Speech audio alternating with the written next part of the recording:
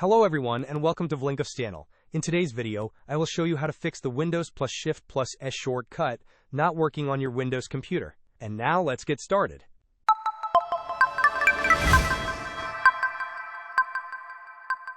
If the Windows plus shift+s keyboard shortcut for screen capturing is not functioning on your computer, there is a straightforward solution.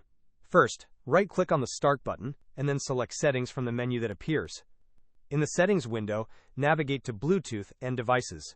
Please note that the location of this setting has recently changed. You will need to find and select the keyboard option.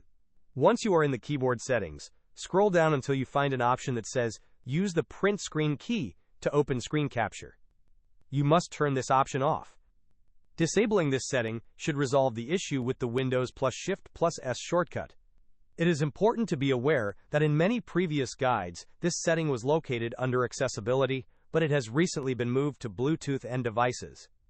Hope this was helpful. Don't forget to like and subscribe if you enjoyed. As always, thanks for watching, and I will see you in the next video.